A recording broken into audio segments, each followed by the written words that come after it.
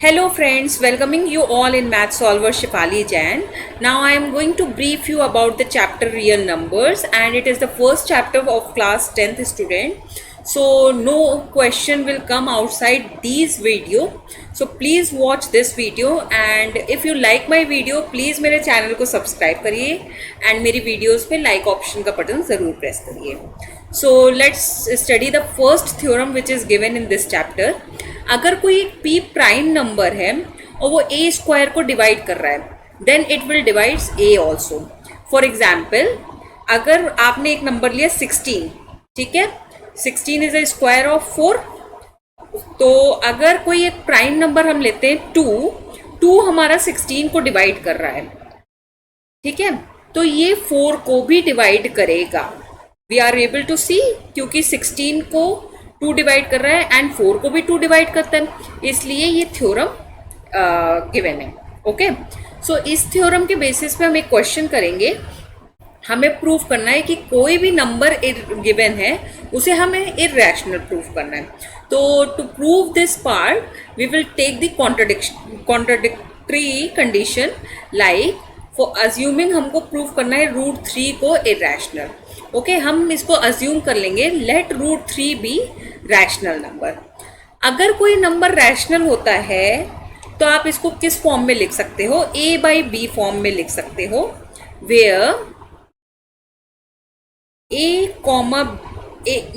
b is not equal to 0. Okay, इस form में मैंने लिख दिया. And a and b are coprime factors, means इसमें 1 के अलावा कोई भी कॉमन थिंग नहीं है. मैंने इस फॉर्म में लिख दिया. ओके, सो a को हम क्या लिख सकते हैं? √3b. नाउ स्क्वायर करिए आप दोनों तरफ इक्वेशन में, स्क्वायरिंग बोथ साइड्स. सो क्या हो जाएगा? a square will be equal to 3b square. Okay, so b square equal to a square upon 3. This implies 3 divides a square. 3 divide कर रहा है a को, क्योंकि b भी मेरा एक रियल नंबर है, मीन्स फ्रैक्शन के फॉर्म में नहीं है, और a भी फ्रैक्शन के फॉर्म में नहीं है, तो इसलिए 3 है जो कंप्लीटली डिवाइड कर रहा है स्क्वायर को. सो बाय फर्स्ट थ्योरम, जो मैंने फर्स्ट थ्योरम आपको एक्सप्लेन की थी, उससे हम क्या लिख सकते हैं? 3 डिवाइड्स a. 3 a को भी डिवाइड करेगा, ठीक है. जब 3 a को डिवाइड करेगा तो we can write a equal to 3c. कोई और वेरिएबल के फॉर्म में भी लिख सकते हैं, मीन्स a का एक फैक्टर है 3. ओके, अब स्क्वायर करिए, स्क्वायरिंग बोथ साइड्स. सो क्या हो जाएगा? a square equal to 9c square. Now उसमें हम ये वैल्यू a स्क्वायर की वैल्यू फर्स्ट इक्वेशन में पुट कर देंगे. सो क्या हो जाएगा हमारा? 3b square equal to 9c square. 3 will cancel 9 और your answer will be b square equal to 3c square. So c square equal to b square upon 3. अब 3 divides b square. इससे आपको क्या पता चल रहा है क्वेश्चन से कि 3 है जो b स्क्वायर को डिवाइड कर रहा है. And by first theorem we can write 3 divides b. तो क्या हो गया यहाँ पे? 3 is a common factor of a and b. लेकिन मैंने उस शुरू में क्या अज्यूम किया था? a एंड b में 1 के अलावा कोई भी कॉमन फैक्टर नहीं है. सो कॉन्ट्रडिक्शन आ गई. That means √3 is irrational number. Our supposition is wrong. इस तरह से ये क्वेश्चन हम करेंगे. प्लीज़ इस क्वेश्चन को ज़रूर प्रैक्टिस कर लीजिएगा, आपके बोर्ड एग्जाम में आ सकते हैं ऐसे question. Now second question is prime factor हमें फाइंड करने को कह दिया जाएगा. किसी नंबर को का प्राइम फैक्टर फाइंड करना है. सपोज 5005 का आपको प्राइम फैक्टर फाइंड करना है. पहले तो आप 5 से डिवाइड कर लोगे. डिविजिबिलिटी टेस्ट इसके लिए आपको याद रखना पड़ेगा 2 to 10. ओके, 2 to 10 तक की क्या डिविजिबिलिटी टेस्ट होती है, उससे हमको भी किसी का भी प्राइम फैक्टर और एलसीएम निकालना इजी हो जाता है. सो 5 से डिवाइड करोगे तो 1001 बचेगा. Now it will be divided with 7. तो आपका क्या हो जाएगा? 143 एंड 143 को हम 11 से डिवाइड करेंगे तो 13 आएगा। 13 को 1 से डिवाइड कर देंगे, 13 को 13 से डिवाइड कर देंगे, 1 आ जाएगा। सो प्राइम फैक्टर इसके क्या हो गए, 5 इंटू 7 इंटू 11 इंटू 13। आप देख सकते हो सारे नंबर्स प्राइम हैं। सो किसी भी नंबर को हम प्राइम फैक्टर्स के मल्टीपल में लिख सकते हैं। Okay, next question which can be asked in your exam is product of two number is equals to HCF into LCM। मैंने क्वेश्चन लिया है, उससे मैं इस फॉर्मूले को प्रूफ करूंगी।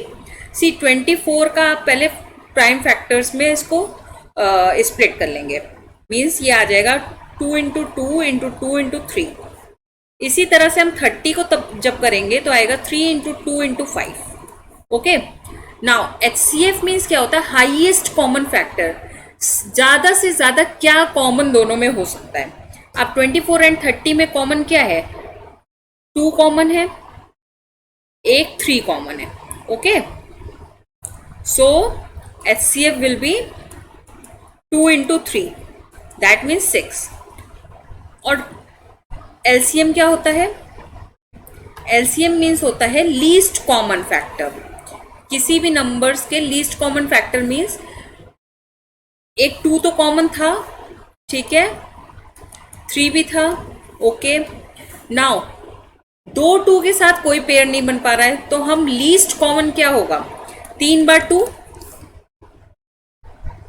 एंड इसी तरह से 5 भी दोनों में कॉमन नहीं है, तो हम एक बार 5 लिख देंगे। ठीक है, 3 का पेयर बन गया था तो एक बार 3 लिखेंगे। ओके, जिसका पेयर बन जाएगा उसको हम एक बार लिखेंगे, बाकी सबको जितनी टाइम्स लिखा है उसको लिख देंगे। Understood? So 2 into 2 into 2 into 5 into 3 will give you 120। Now HCF को अगर हम LCM से मल्टीप्लाई कर दें तो हमारा आंसर आ रहा है 120 इंटू 6 मीन्स 720। इसी तरह से हम दोनों नंबर को अगर मल्टीप्लाई कर दें 24 into 30 then answer is also 720। So this formula is true. अगर कोई प्रोडक्ट ऑफ 2 नंबर दिया है तो और HCF दिया है तो आप इस फॉर्मूले की हेल्प से LCM निकाल सकते हो। और you have given the HCF of 2 numbers and LCM of 2 numbers, then you can find the product of 2 numbers. Okay,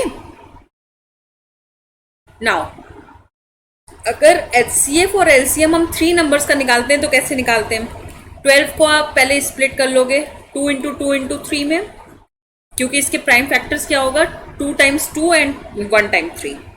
15 को करेंगे तो क्या आएगा 3 इंटू 5। इसी तरह से आप 21 को करिए तो क्या आएगा 3 इंटू 7। हाईएस्ट कॉमन फैक्टर आपका क्या हो जाएगा, जो तीनों में, कौन कौन से ऐसे नंबर हैं जो तीनों में कॉमन है, खाली 3 है। ओके, तो HCF हो जाएगा 3। LCM क्या होगा, 2 स्क्वायर है 12 में बट 15 में नहीं है और 21 में नहीं है, तो हम 2 स्क्वायर तो लिख देंगे। अब देखिए 3 है तीनों में तो 3 को हम 1 टाइम लिख देंगे। 5 की हाईएस्ट पावर क्या है, 12 में तो 0 है, 15 में 1 है और 21 में 0 है। सो 5 को 1 टाइम लिखेंगे। इसी तरह से 7 को भी हम 1 टाइम लिखेंगे। तो जब आप इसको मल्टीप्लाई करोगे तो आपका आंसर आ जाएगा 420। But one thing remember, product of 2 number is equal to HCF into LCM। आप कभी ये नहीं कर सकते हो कि 3 नंबर का प्रोडक्ट निकाल के HCF और LCM से मल्टीप्लाई, मीन्स वो भी product of 3 number is also equal to HCF into LCM. This is wrong. You can check this thing in this question also.